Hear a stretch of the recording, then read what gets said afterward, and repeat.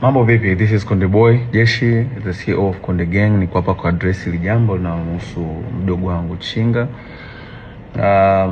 Kwanza kabisa nikiri kwamba mdogo wangu alinitumia message na kuniomba kwamba anataka kutoka kwenye label akawa independent artist. Nami nilimjibu straight kwamba mdogo wangu, wish all the best. I got you back all the time as usual.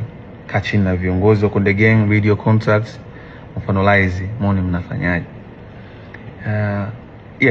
Contract inasema endapo atataka ku-terminate na ku-own master, kununua ku-own master. Nikisema master namaanisha catalog, the whole entire catalog. Nyimbo zote hata zile ambazo amezifanya mimi ili ziwe za kwake lifetime.